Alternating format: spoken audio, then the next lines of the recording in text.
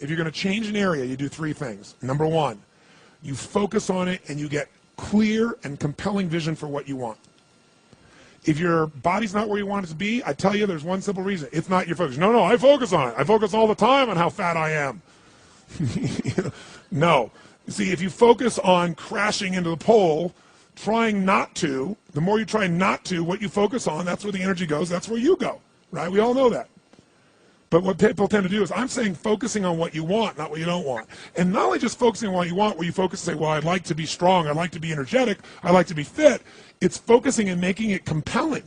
If your only reason you're focusing on it is like, well, I need to lose some weight because I feel fat, versus I want the energy to burn because with that I'll have more passion, more aliveness, I'll be able to impact my children. I'll be able to, I'll be able to take the business to another level. I'll be able to have fun when I'm stressed out and tired. I'll have creativity flowing through me. You can't just focus on it. You got to create a clear and compelling future in that area that will pull you towards it so you're not trying to push yourself. If there's an area you're not improving in, think of three pillars, if you would. Pillar one is get focused and clear. What's compelling? Where are you? Really? And don't lie.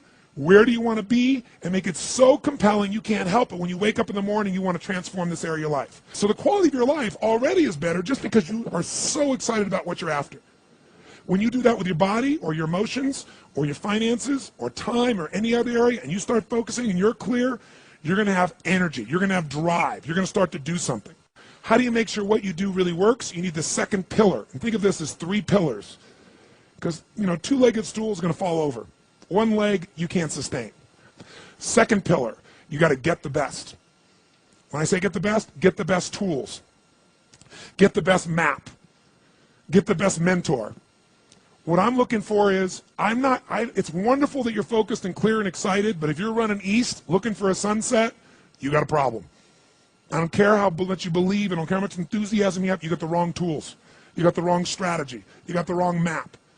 And so it's really critical in life, I believe, to get a map and get a mentor. Because the map very often changes, and the best mentor, somebody who's the best at what they do, they know the shortcuts, don't they? Or they know when the roads change. You don't get stuck hanging out, in the desert when you're trying to get to the ocean, metaphorically. So I've always focused on not just finding somebody good, but who's the best at it, who's got the best tools. Think of that first pillar as a target. You're crystal clear on the target. And now you got the toolbox, man. You got the best tools, not rinky-dink tools, the very best. And the way to get the best, by the way, that I've done it is model someone who's already successful.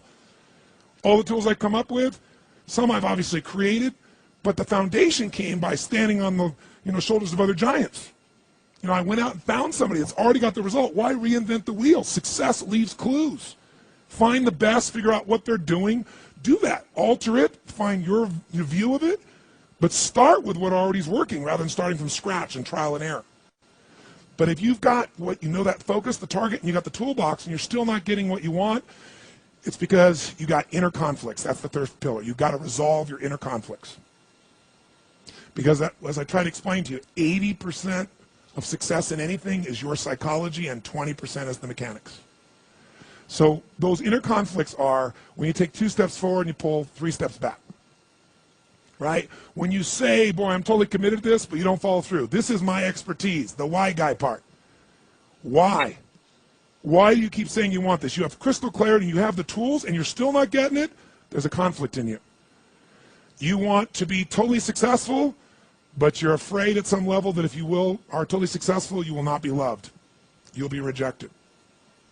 You want to be in a position where you have total free time and you want to build a billion-dollar enterprise. These are conflicts. You really, truly know you got the tools and talents to make this happen, but a part of you doesn't think you deserve to succeed because it's something you did at some point in your life or something you made up. Or you think making money or being successful economically is not spiritual. And you're committed to being spiritual, and yet the other part of you, it's the inner conflicts between fighting parts. So what do we do in this third pillar? Think of it as a vault we got to unlock. Think of it as unlock and unleash. That's the third pillar. The way you unlock and unleash is you identify the conflicts. You get clear what they are. So you may have total clarity, even the tools, but how can you totally unleash and commit when you're being pulled in 2 different directions? You say, Tony, how do I solve that? There isn't one way. You've got to get clear about what's most important to you today, not what you think you should do based on an old blueprint, an old belief system, your parents, society, your friends. Otherwise, you'll succeed and not be fulfilled. So once you identify the conflicts, now what you got to do is align. Align your life with what you really value. Align your life with what is most important to you. And then once you are in a position where you're aligned, guess what you'll do? Take action. You won't even have to work at it. When everything's in alignment, there's nothing pulling you away, boom, you go for it. But when you say, I want a relationship, but at the same time, simultaneously, I want to be in a position where, I never have to, I only get what I want every moment, or I never have to commit to anything, then obviously you're never going to get there. That inner conflict must be resolved. Once you align and you take action, guess what's going to happen? You're going to achieve. And once you achieve, you succeed. When you succeed, I'll tell you what you got to add to it. Celebrate, right? And then contribute. Pay it forward, if you will, as corny as that sounds. Remember the movie? Pay it forward. Don't pay it back. Take what you've got, what you've learned, and bring it to someone else. And if you bring it to someone else, it continues that cycle of fulfillment, of joy, of meaning in your life. Everything works.